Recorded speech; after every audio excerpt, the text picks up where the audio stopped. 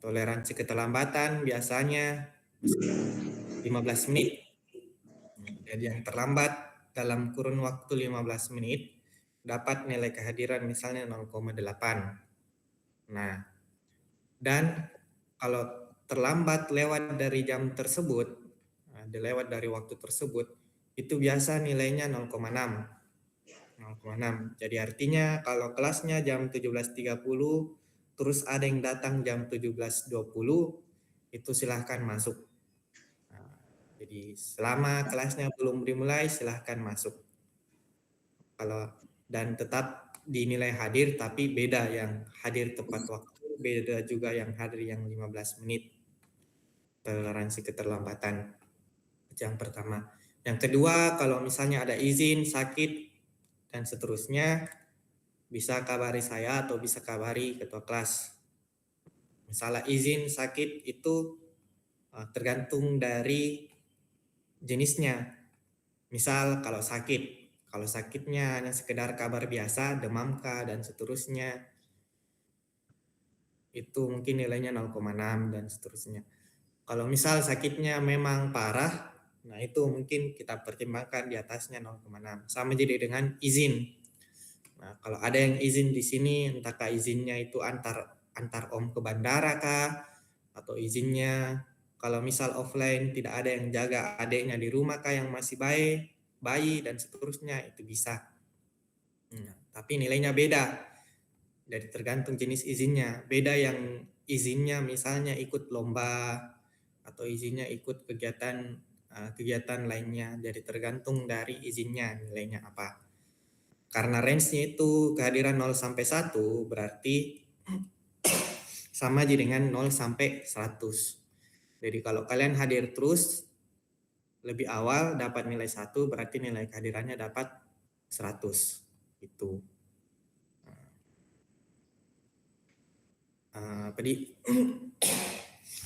Kemudian Ibu Olivia, sebelumnya sudah diajarkan apa saja di Ibu Olivia? Ayo, apa yang sudah didapat di Ibu Olivia? Ya, silahkan Muhammad Ridho Satriadi. Baik Pak, terima kasih atas kesempatannya. Jadi yang telah dipelajari itu tentang model pengembangan, di mana model pengembangan itu ada beberapa, yaitu yang pertama ada waterfall, terus ada prototype, terus ada model V, model agile, dan model spiral Pak. Terus apa lagi? Lihat nih buku catatan dulu. Itu Ji. Ibu Nini.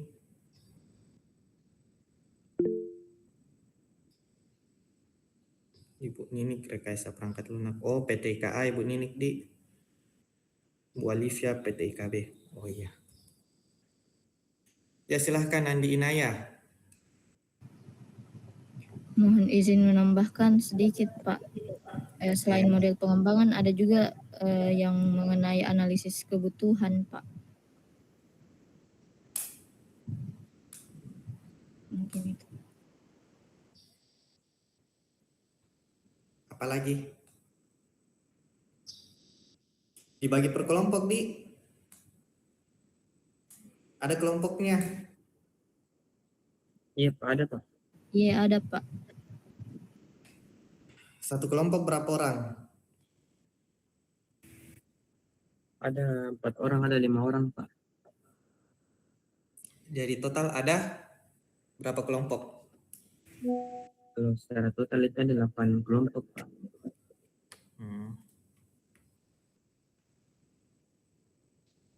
Jadi terus kelompoknya apa tugasnya, proyeknya? Kalau kemarin itu Pak masih menyusun SRS-nya Pak. Sudah dikasih template? Iya Pak, ada Pak template-nya kemarin. Bisa mungkin satu kelompok yang paling bagus SRS-nya bisa tampilkan atau ada grupnya ini kah? Iya Pak, ada. Ada grup, ada Bu Alifia di dalam. Kalau tidak salah ada 2 Pak. Hmm? Ini yang kemarin sama balik. Ya kita buat grup Padek lagi satu. Nah, terus ya bisa mungkin satu orang presentasikan atau lihat SRS-nya. Saya mau lihat dulu progresnya bagaimana. Dan rencana ini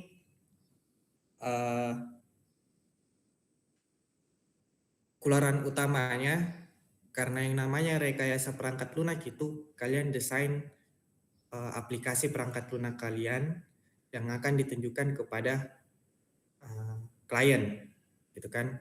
Makanya disuruh bangun buat SRS. Di dalamnya situ sudah mencangkup seluruh informasi-informasi mengenai perangkat lunak yang akan kalian buat, serta memudahkan juga klien kira-kira gambaran besarnya itu aplikasi yang mau dibuat seperti ini. Itu yang pertama. Yang kedua, jadi SRS itu Bu Alif ya. Yang kedua, di UAS nanti kalian presentasikan perangkat lunak kalian per kelompok. Gitu kan. Jadi di kelompok yang sudah dibuat pada pertemuan sebelumnya Bu Alif ya, itu kalian lanjutkan beserta dengan aplikasi yang kalian mau buat. Di akhir nanti masing-masing kelompok presentasikan mengenai perangkat lunak yang mau dibuat, atau anggaplah masing-masing kelompok akan mempresentasikan aplikasinya di hadapan klien gitu. Oke, jadi saya butuhkan sekarang itu saya mau lihat dulu salah satu kelompok mengenai SRS-nya. Terus yang kedua bisa mungkin saya minta tolong sama ketua kelasnya, bisa minta nama-nama kelompoknya yang sudah dibagi. Terus yang ketiga, setelah saya lihat SRS-nya, saya mau lihat kira-kira apa yang kurang, apa yang belum kalian pelajari, gitu kan. Baru kita bahas materi selanjutnya beserta progresnya masing-masing SRS-nya. Gitu. Ada yang bersedia?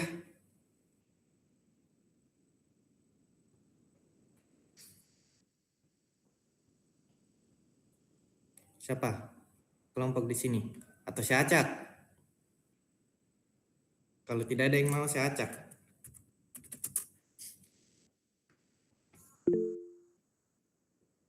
Oh, terima kasih ketua kelas. Saya Pak. Ya silahkan, Muhammad Nur Hidayat, silahkan. Izin Pak, sebelumnya mengonfirmasi dulu kembali Pak, bahwasanya saya tadi telat karena sebelum kesini tabrakan tadi Pak di jalan, jadi agak lambat Mas. Oh, innalillahi. Dan sempat juga isi link karena katanya teman-teman ini isi link Pak. Sudah pakai isi link, pakai dulu Pak Dek. Di mana kita perakan? Di Goa Pak, dekat kampung. Oh, jadi enggak apa-apa Caki? Insya Allah enggak apa-apa. Apanya tabrakan, motor? Motor sama saya Pak. Tapi motor yang parah Pak. Kau naik motor? Iya Pak. Oh, motor yang parah? Iya Pak.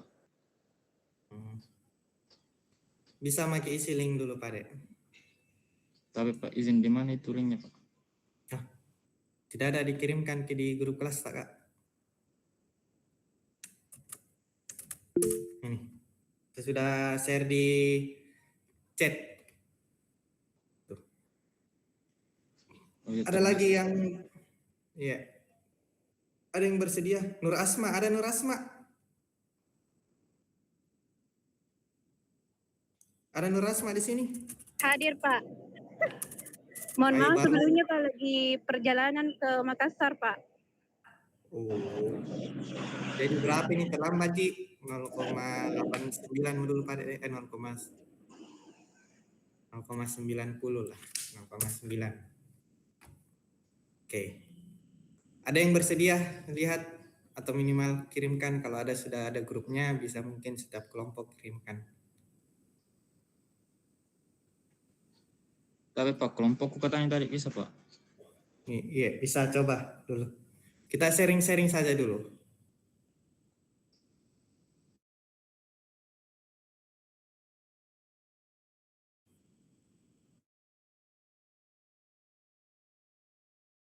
Kan bagaimana?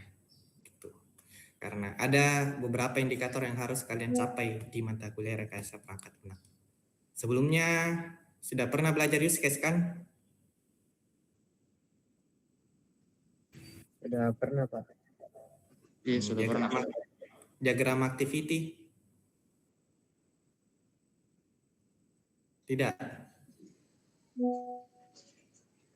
Kalau DFD kemarin di ADSI Pak, cuma langsung dibuat, enggak diajarkan secara teori. Enggak, maksudnya enggak mendalam Pak. Iya, begitu sih memang. Kemudian jelaskan atau gimana Pak? Use case.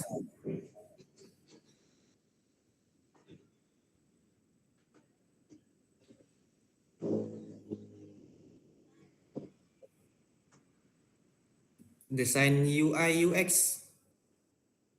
Pernah kan belajar? Kayak pakai Figma. Tahu pakai Figma? Tapi Pak mau izin menjawab, kalau yang desain UI UX itu masing-masing belajar sendiri ya Pak. Oh, kok dong? Begitu sih Mas. Begitu saya juga mahasiswa begitu Ji. Bahkan kalau mau cerita, semakin kalian kuliah entah itu sampai S3, semakin otodidak kalian. Jadi anggaplah misal di S2, kalau kalian mau S2. Di S2 itu sambil cerita-cerita lepas saja, enggak apa-apa Ji. Ya, enggak apa-apa. Jadi di S2 itu di Unhas ataupun di universitas-universitas top lainnya, di UIK, UGM, IPB dan seterusnya, itu namanya ada jalur reguler, ada jalur riset. Nah, kalau jalur reguler itu kuliahnya 1 tahun, dan penelitian minimal international conference gitu. 1. Jadi ada kuliahnya, terus ada penelitiannya atau tesisnya, minimal international conference 1. Nah, kalau misalnya jalur riset, nah di jalur riset itu tidak ada kuliahnya sama sekali. Jadi pas masuk S2, dia langsung menyusun proposal riset apa yang mau dia lakukan sampai lulus. Nah, kemudian keluarannya itu minimal 1 international conference dan 1 jurnal internasional, jadi 2 gitu. Dan karena dia langsung proposal, nah jadi pas masuk kuliah itu dia fokusnya cuman konsultasi bimbingan proposal saja, konsultasi bimbingan penelitian. Jadi anggaplah dia programkan KRS itu seminar proposal itu selama 4 SKS lah, kalau enggak salah di. Nah, itu 4 SKS, 1 SKS misalnya berapa menit? 50 menit. Nah, 1 SKS 50 menit, jadi kalau ada 4 SKS ada 200 menit. Jadi itu 200 menit artinya digunakan untuk konsultasi ataupun bimbingan proposal penelitiannya dia. Jadi selama 1 semester itu dia fokusnya susun proposal saja atau bimbingan proposal saja yang setara dengan 4 SKS atau bahkan belajar mandiri. Jadi dia bayar uang 9 juta itu Dunhas, jadi UKT-nya Dunhas itu 9 juta hanya untuk konsultasi bimbingan untuk proposal tesis. Itu pun abstrak lagi karena bimbingannya ya kayak oh ini kau salah, perbaiki. Coba lagi lebih perdalam lagi mengenai materi ini. Coba lagi cari gap penelitiannya. Ya gitu. Sama juga kalau di S3. Jadi di S3 itu 15 juta per semester di Unhas. Kalau kita hitung-hitungan nah itu ada jalur reguler, ada juga jalur riset. Jalur riset sama juga di S2. Pas masuk langsung susun proposal penelitian. Jadi dia bayar 15 juta itu hanya untuk konsultasi bimbingan proposalnya dia yang ikuti standarnya S3. Nah, kalau S3 jalur riset itu minimal kalau tidak salah 2 conference, 3 jurnal. Itu. Jadi dia tidak kuliah, fokus penelitian saja. Dia bayar 15 juta hanya untuk itu bimbingan proposal. Jadi kalau kalian mahasiswa, makanya dikatakan mahasiswa, ada siswa, ada mahasiswa. Kalau kalian mahasiswa, makanya ada satu SKS, namanya satuan kredit semester, yang setara misalnya 50 menit. Nah itu 50 menit bisa dalam hal belajar mandiri, atau itu 50 menit bisa dalam hal ceramah. Jadi saya ajarkan ke kalian 50 menit. Atau 50 menit bisa juga dalam hal tugas mandiri. Jadi kalau ini misalnya mata kuliahnya 2 SKS, berarti bisa saja misalnya 50 menit saya arahkan kalian, terus 50 menit selanjutnya kalian belajar mandiri atau tugas mandiri gitu. Jadi ya selamat datang di kehidupan kampus. Entah kalian kuliah di Universitas Negeri Makassar, ataupun kalian mau kuliah di Unhas, ataupun kalian mau kuliah di IPB, UGM, UI, atau bahkan di luar negeri, begitu semua. Ya, bahkan ada cerita itu dosen pembimbing saya di Unhas itu karena beliau itu S2-nya dari Amerika. Nah, pas kuliah di sana cuma dikasih buku disuruh pelajari. Terus latihan-latihan itu jadi kalau tidak sanggup belajar atau jadi mahasiswa belajar mandiri, ya jangan harap mau sanggup di kuliah di universitas top lainnya, apalagi kuliah di luar negeri. Jadi kalau misal anggap saya juga sebenarnya begitu S1, pulang kenapa ini kayak kebanyakan belajar mandiri, kebanyakan arahkan dan seterusnya. Memang begitu memang begitu kehidupannya mahasiswa. Gitu. Jadi saya cuman ciptakan environment atau lingkungan bagi kalian supaya bisa belajar gitu. Tapi tidak dalam mesti. Jadi saya juga harus atur-atur waktu. Kira-kira atur-atur waktu ataupun atur-atur kegiatan. Kira-kira mana bagus materinya berapa menit, misalnya 50 menit. Makanya di sini ada RPS di RPS. Jadi setiap mata kuliah ada RPS-nya. Dan seharusnya sih ya 2 SKS. Nah, kalau di sini RPR rekayasa perangkat lunak, ternyata tugasnya itu 2 SKS. Jadi kebanyakan tugas. Nah, contoh pertemuan pertama, tugas mandiri 50 menit. Jadi 50 menit itu tugas mandiri semua. Entah itu dalam bentuk luring, offline, tugas mandiri. Daring, tugas mandiri juga 3 SKS. Jadi setelah sebenarnya kalian belajar mengenai use case, mengenai rancangan database, nah selanjutnya digabung semuanya itu apa yang sudah kalian pelajari di mata kuliah rekayasa perangkat lunak ini. Itu dibuat dalam satu dokumen yang namanya SRS. Nah, selain SRS, kalian juga harus presentasikan kira-kira rancangan rekayasa perangkat lunaknya itu bagaimana. Tentunya harus kalian buat semenarik mungkin karena yang akan kalian presentasikan itu akan didengar atau akan diperhatikan oleh klien itu sendiri. Kalau misal presentasi kalian bagus, otomatis ya aplikasi kalian disetujui atau bahkan terjadi kesepakatan antara kalian dengan klien tersebut. Nah, Itu secara garis besarnya mata kuliah rekayasa perangkat lunak, dan secara garis besar apa yang akan kalian lakukan atau kerjakan selama 1 semester atau hari ini sampai kita sampai pertemuan terakhir kita di ujian akhir semester. Gitu. Ada lagi yang mau ditanyakan? Sepertinya saya sudah terlalu jauh. Jadi kalau kalian misal bilang kebanyakan belajar otodidak, ya saya juga begitu Ji. S1 begitu Ji. Dan semua mahasiswa begitu Ji. Entahkah kalian mau kuliah di mana, tapi kalau kalian yang sudah pernah ikut LDK kan ada materi kunci kesuksesan itu yang dibawakan oleh salah satu anggota DPR. Pak Ical namanya kalau tidak salah.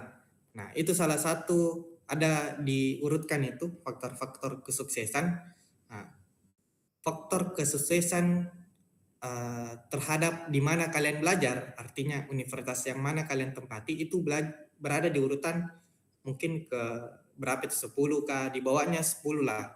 Nah, sedangkan faktor kesuksesan yang pertama itu kejujuran, kedisiplinan, tanggung jawab, dan seterusnya. Jadi kalau kalian punya ini, misalnya kejujuran, kedisiplinan, tanggung jawab, entahkah dimanapun kalian berada ditempatkan, nah itu sudah istilahnya besar kemungkinan kesuksesannya gitu. Itu bahkan kalau kalian lihat itu yang 100 penerima Nobel, jadi Nobel itu salah satu ajang bergengsi. 100 penerima Nobel di dunia, nah itu kebanyakan bukan berasal dari top universitas. Ya, jadi kebanyakan itu mungkin berasal dari universitas-universitas yang tidak ternama. Itu. Ada yang mau ditanyakan sebelumnya? Saya lihat, oh ini sudah ada ya bisa mungkin dari atas 4 orang 1 Maret 2026. Berarti ini sudah kita fix ini sudah tidak ada perubahan lagi, sudah kita kumpulkan di Bu Alivia.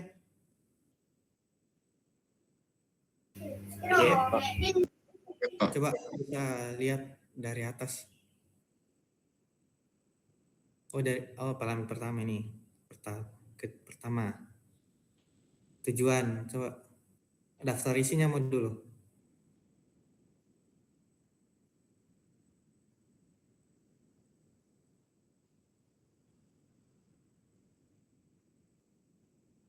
User interface, hardware interface.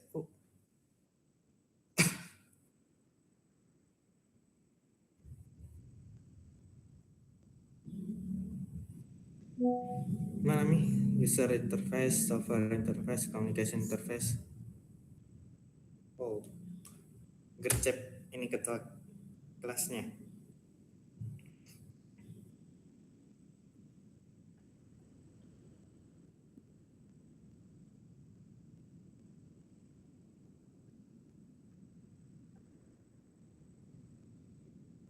Oke. Lingkungan operasi, pengolahan karakteristik pengguna.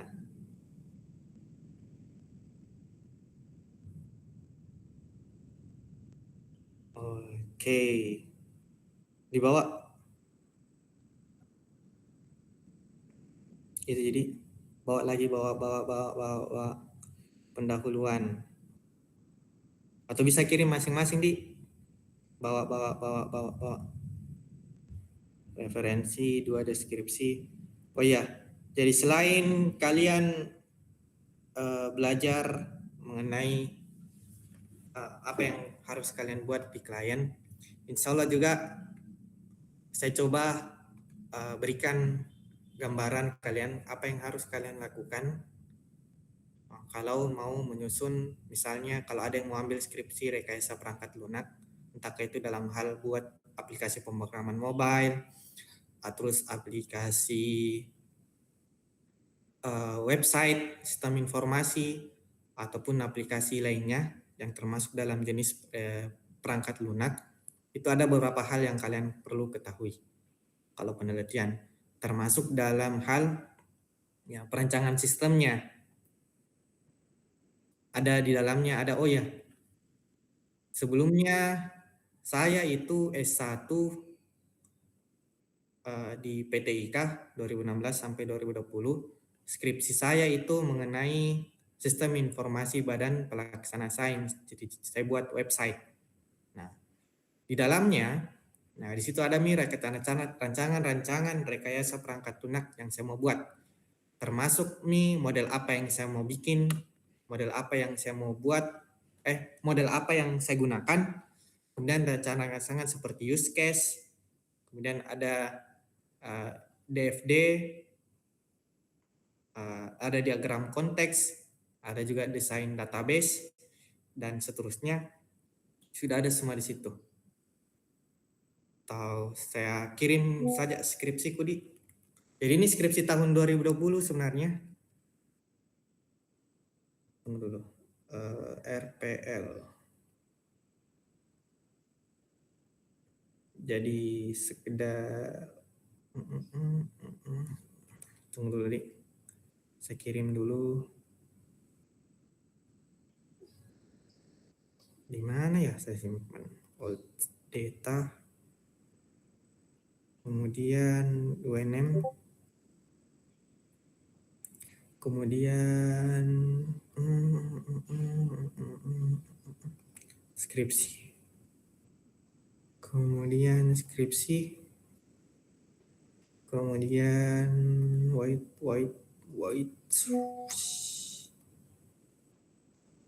Skripsi tanggal 2 bulan 11 2020. Oh ini Kafang. Ini.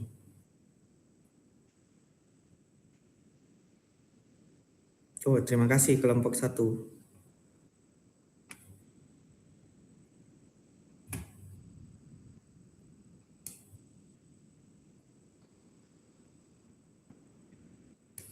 Tidak ada use case-nya, Di.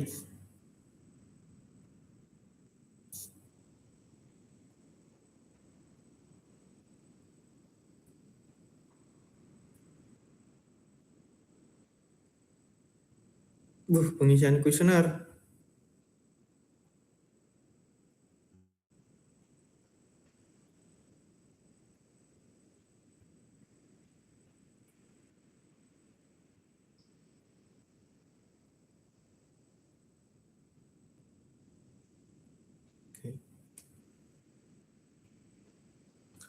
Oke, yang saya kirimkan di grup itu skripsi saya waktu S1. Sebelum ada ChatGPT, jadi kalau ada kata-kata yang salah atau kalimat yang salah, ya mohon maaf harus dimaklumi. Karena itu skill saya selama menjadi tugas akhir. Ya. Skill saya waktu berapa tahun yang lalu, lama nih. 6 tahun yang lalu. Itu. Bagus. Oke. Di Tauji berarti kalian belum pelajari ISO 25010. Sudah pernah pelajari ISO 25010? Halo? Belum, Pak. Ya, berarti pekan depan insya Allah saya akan mengajar atau memberikan materi mengenai ISO 25010. Kenapa ini penting? Karena kalau misal kalian mau buat skripsi, kalian mau buat skripsi, kan otomatis harus diuji. Nah, diuji perangkat lunak kalian, apakah memang sudah sesuai kebutuhan klien ataupun sudah bisa digunakan sama customer atau klien itu sendiri. Jadi ada beberapa pengujian yang harus kalian lakukan. Nah, dan itu harus ada referensinya. Nah, kalau deskripsi sendiri, itu referensi yang digunakan itu ISO 25010. Nah, itu standar internasional pengujian untuk rekayasa perangkat lunak. Kalian mau pemrograman mobile, buat aplikasi mobile, pengujiannya ISO 25010. Kalian mau perangkat sistem informasi, pengujiannya ISO 25010. Dan ada beberapa kriterianya. Dan itu akan kita bahas lebih lanjut di pertemuan selanjutnya. Itu yang pertama. Yang kedua, nah, secara garis besar, misal di SRS ini yang kalian buat itu ada beberapa komponen yang harus ditambahkan. Nah, yang pertama mengenai use case-nya. Belum ada use case-nya ini, Di. Nah, Iya, belum ada Pak, karena mengikut kemarin yang diperintah sama Ibu. Nah, yang pertama tugasnya kalian itu setiap kelompok tambahkan use case diagramnya, terus perjelas lagi detailnya di user interface-nya. Karena kan kalau kita bahas user interface, dia harus secara detail menampilkan atau membuat rancangan dari setiap menu. Ini kan cuma yang ditampilkan di menu home. Nah, kalau misal diklik ini satu secara detail, salah satu misalnya ruang kelasnya, apa tampilannya, gitu. Jadi setiap tampilan harus didesain. Ini kita pakai apa ini? Desain. Kemarin pakai Figma Pak. Oh, pakai Figma. Yang kelompok lain pakai apa?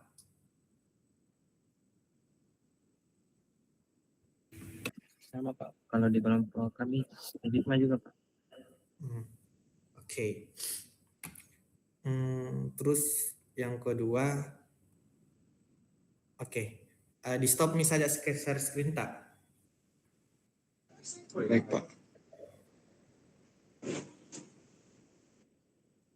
Oke. Terima kasih sebelumnya sama siapa tadi? Ya. Kelompok 1 kalau nggak salah, Dik. Jadi ada use case, ada flowchart, Dito juga buat flowchart, Di. Sudah pernah belajar flowchart? Iya Pak, sudah pernah. Jadi ini metode penulisan. Sebenarnya kalau kalian belajar rekayasa perangkat lunak ataupun goals dari saya sendiri, ya sampai pertemuan akhir, saya harap di akhir pertemuan itu kalian sudah punya gambaran besar kira-kira bagaimana isinya atau apa saja isinya di bagian bab 3 atau apa yang harus dimasukkan di bagian bab 3 metode penelitian kalau kalian mau buat skripsi gitu kan. Nah, contohnya di sini ada tempat model pengembangan. Nah, di sini di masing-masing kelompok yang selain use case harus juga pilih kira-kira model pengembangannya apa yang mau dipilih. Prototype kah? Atau waterfall kah? Atau agile kah? Atau model V atau model spiral beserta alasannya. Jadi harus kalian pilih tuh. Ada di sini, ada di SRS tak semua? Tidak ada. Bagaimana? Ada semua di modelnya yang digunakan di setiap kelompok. Yang dipilih, model yang dipilih.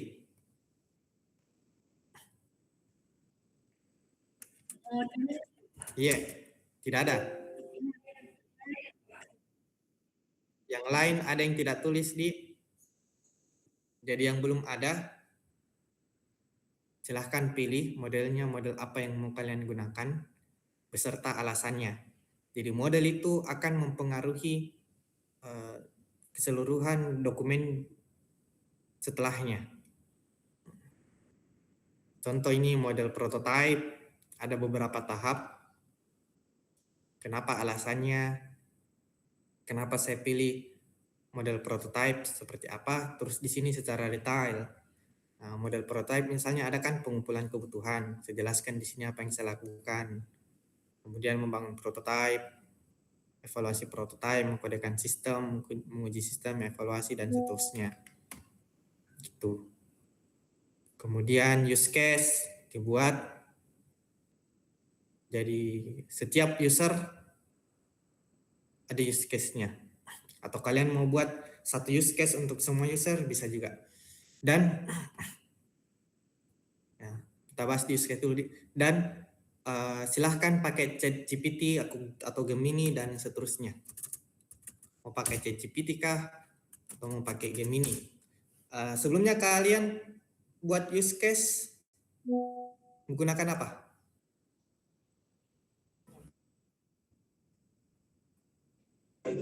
Kalau kelompok saya Pak pakai Draw.io kemarin Pak, website Draw.io. Nah, misal saya juga akan coba share tips and triknya. Misal buatkan saya use case untuk apa judul aplikasi tak? Sistem penggunaan kelas Pak. Untuk aplikasi apa sistem penggunaan kelas Pak. Penggunaan kelas gitu di. Terus deskripsikan di sini aplikasinya seperti apa. Terus yang kedua formatnya, buat dalam format Mermaid yang bisa saya copy ke Draw.io.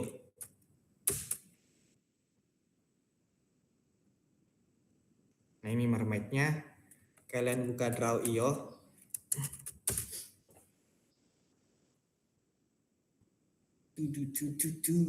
Sama juga flowchart-nya. Jadi nanti mungkin di setiap pertemuan kita akan progres sampai mana yang kalian lakukan, terus saya koreksi apa yang perlu direvisi, apa bagusnya seperti apa dan seterusnya. Kemudian kalau kalian misalnya pakai ChatGPT atau Gemini, bisa perlihatkan saya prompt-nya seperti apa. Saya coba bantu juga perbaiki prompt-nya plus hasil dari ChatGPT. Nah, itu kalau bisa tidak langsung kalian copy paste atau tidak langsung kalian gunakan, minimal ada yang perlu dimodifikasi. Nah, apa yang perlu dimodifikasi? Nah, itu kita akan bahas di konsultasi pun asistensi di pertemuan selanjutnya atau progres setiap kelompok per pekan gitu. Jadi ini use case-nya saya copy,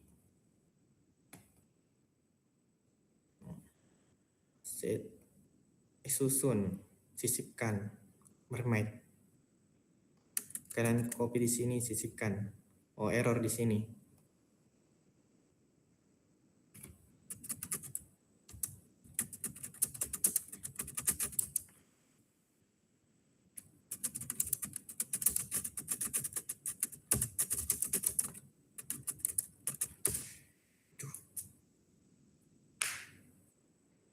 Oh, tidak mendukung.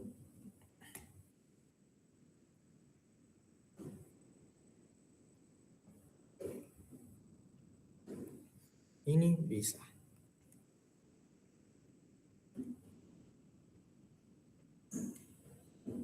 Sisipkan Mermaid.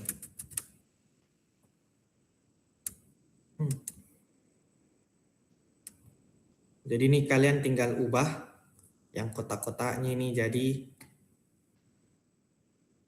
apa? Ini user, aktor. Atau bisa di sini.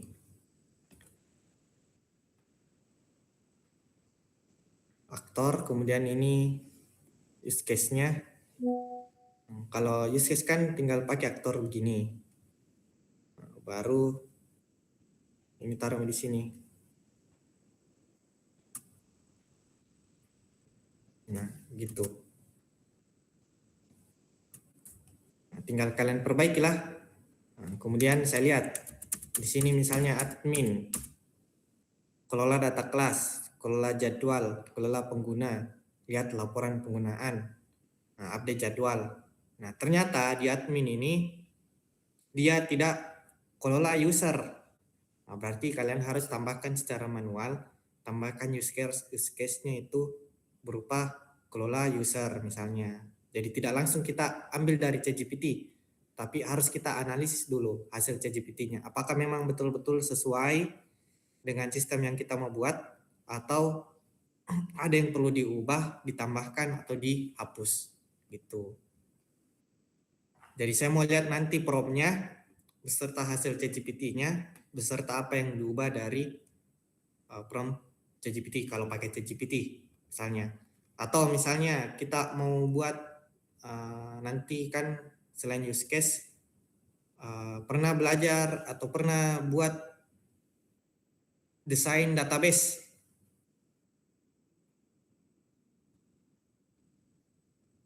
Desain database. Pernah Medi? Entity relationship diagram. Iya Pak, sudah pernah. Nah, pakai juga ChatGPT.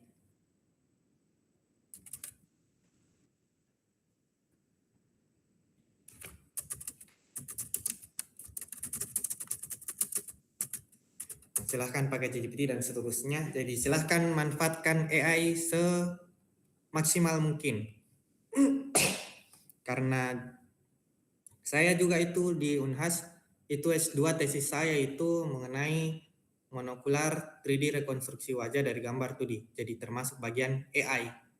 Nah, karena saya belajar AI, saya buat AI, ya otomatis saya juga tidak boleh istilahnya hindarkan AI sehingga kita anggap AI itu menjadi masalah dan seterusnya. Jadi kita coba tidak anggap AI sebagai halangan, tapi anggaplah AI itu sebagai alat bantu untuk kita dalam melakukan kerjaan. Nah, ini contoh hasil pembuatannya. Jadi kalian copy di sini.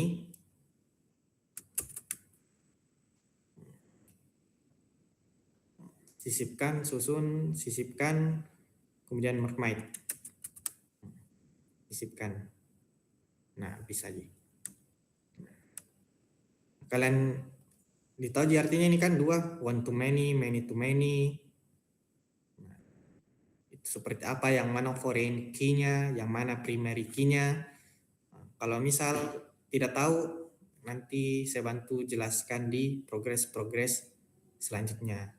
Intinya minimal kalian mengerti apa keseluruhan isi dari bab metode penelitian kalau mau buat nanti skripsi mengenai perangkat lunak, entah itu pemrograman mobile, entah itu mobile ataupun sistem informasi. Gitu. Kalian mengerti semuanya termasuk dalam hal, nah ini entity relationship diagramnya, flowchart-nya juga dibuat. User interface-nya juga jadi banyak. Kemudian nah ini pengujian sistemnya seperti apa, ISO 25010, dan bagaimana cara mengujinya. Gitu. Itu sih sebenarnya. Mengenai ini dan seterusnya nanti kita bahas. Gitu. Itu secara garis besar yang akan kita pelajari di mata kuliah rekayasa perangkat lunak ini hingga akhir semester. Sampai di sini ada yang mau ditanyakan? Jadi enggak langsung semuanya di satu-satu. Mungkin pekan depan kalian perbaiki itu use case-nya, atau ada yang mungkin kalau ada satu kelompok bisa selesai semuanya, ya selesai nih. Gitu. Ada yang mau ditanyakan? Jadi pekan depan kita progres per kelompok, use case-nya maupun user interface-nya, dan materi mengenai pengujian ISO 25010 itu seperti apa. Modelnya juga. Ada yang mau ditanyakan? atau dipahami di semua? Saya izin bertanya Pak. Iya, silahkan. Berarti minggu depan Pak sudah ada kami perlihatkan progres untuk use case-nya atau Iya, use case-nya gitu. Apa yang kalian, kan sebenarnya kalian sudah buat sudah pernah belajar use case, sudah pernah juga belajar ERD. ERD kan itu kalian bisa buat ChatGPT. Kalian sudah juga pernah buat flowchart. Nah, apalagi modelnya juga. Jadi 4 hal ini yang bisa kalian kerjakan. Oke, untuk dilaporkan di pertemuan selanjutnya. Itu. Ada lagi?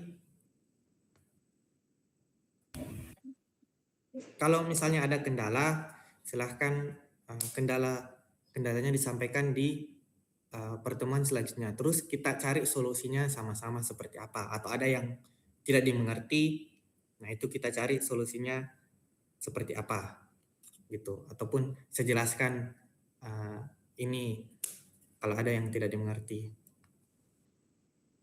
Ada lagi yang mau bertanya? Ada Pak, saya Pak. Iya, silahkan. Soalnya hanya ingin memperjelas, berarti nanti langsung dilanjut saya di template SRS sebelumnya ya Pak yang kami susun. Template SRS bisa juga di situ. Atau siapa tahu ada yang atau saya kirim juga template dari sebenarnya ini template di kelas lain yang saya ajar juga rekayasa perangkat lunak sama aja, cuman saya kasih bahasa Inggris. Terus saya arahkan kalau kalian mau ubah jadi bahasa Indonesia silahkan, tapi intinya harus selesai nih sama aja. Jadi ada objektif, tujuan, ada problem statement-nya, ada proposed solution. Nah, yang intinya sebenarnya di sini adalah di sini development model. Nah, modelnya itu kalian pilih bagaimana. Nah, misalnya development modelnya itu kalian pilih prototype. Nah, di prototype itu ada bagian-bagiannya, ada beberapa tahap. Yang pertama itu analisis kebutuhan. Nah, itu apa yang kalian lakukan. Di desain prototype, apa yang kalian lakukan. Di evaluasi prototype, apa yang kalian lakukan. Sama jadi dengan skripsiku. Atau kalian mau buat skripsi ke depannya, kalau kalian pilih prototype di pengumpulan kebutuhan, apa yang kalian lakukan. Nah, di membangun prototype, apa yang kalian lakukan. Desain prototype, apa yang kalian lakukan. Gitu. Kemudian di sini sistem requirement. Nah, ada functional requirements. Nah, ini masuk di pengujian fungsional, nanti di skripsiku juga ada. Terus ada non-functional requirement, masuk di sini kayak reliability dan seterusnya di pengujian. Kemudian ada project timeline. Nah, project timeline ini seperti kira-kira berapa lama project aplikasinya mau dibuat, 1 bulan kah, 2 bulan kah, 3 bulan. Selama waktu 3 bulan tersebut, apa yang kalian lakukan atau target yang kalian capai. Misalnya bulan pertama fitur-fiturnya A, B, C, D. Bulan kedua fitur-fiturnya A, B, C, D, E, F, G, dan seterusnya. Jadi ada project timeline-nya. Karena memang yang namanya SRS harus lengkap kalau kita mau kasih lihat di klien. Kemudian di sini masuk di proses modeling. Ada use case-nya, ada konteks diagramnya buat seperti apa, ada DFD-nya, data flow diagramnya, ada flowchart. Kemudian ada data modeling, ada data dictionary atau kamus datanya, kemudian ada ERD-nya, entity relation diagram. Kemudian ada interface design, misalnya user pertama, bagaimana tampilannya, menu pertama, kedua, ketiga, user kedua, menu pertama, kedua, ketiga. Nah, ini quality attributes dan seterusnya. Itu di kelas lain di mata kuliah yang sama, rekayasa perangkat lunak. Dan semua apa yang dimasukkan di sini, nah itu ada semua di skripsi. Di skripsi saya lah istilahnya.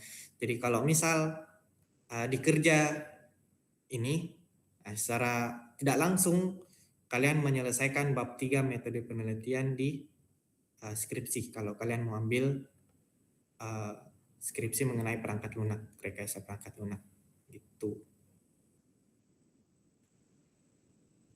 Ada lagi pertanyaan?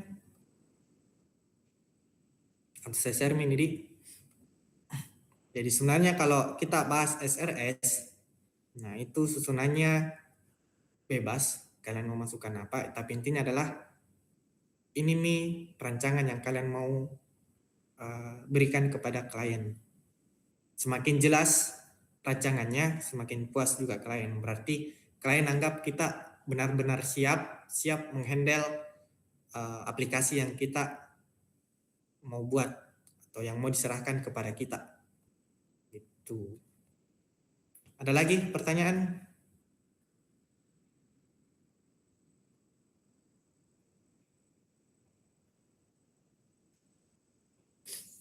Ada lagi? Jadi tugasnya sampai UAS. Jadi yang mau selesaikan sekaligus bisa juga, yang mau belajar mandiri, pengujian ISO 25010 seperti apa, bisa juga selesai, silahkan. Ada yang mau bertanya lagi? Terima kasih atas pertanyaannya semuanya. Ada lagi sebelum kita akhiri? Tidak ada? Kalau tidak ada, saya rasa cukup jelas. Dan kalau gitu kita akhiri saja pertemuannya, Dik. Oke. Mari kita akhiri pertemuan ini dengan sama-sama mengucapkan doa kafaratul majelis. Barangkali selama pertemuan ini dari awal sampai akhir ada beberapa dosa yang tidak sengaja yang kita lakukan ataupun kesalahan-kesalahan. Mungkin ada yang tidur, gitu kan? Ada yang tidur pas di akhir tiba-tiba langsung sadar, gitu kan? Ataupun forum-forum di dalam forum lainnya, atau ada mungkin yang bermain game. Marilah kita sama-sama membaca doa kafaratul majelis. Subhanakallahumma wa bihamdik, asyhadu an la ilaha illa anta, astaghfiruka wa atubu ilaik. Assalamualaikum warahmatullahi wabarakatuh. Waalaikumsalam warahmatullahi wabarakatuh. Terima kasih, Pak. Terima kasih, Pak. Yeah.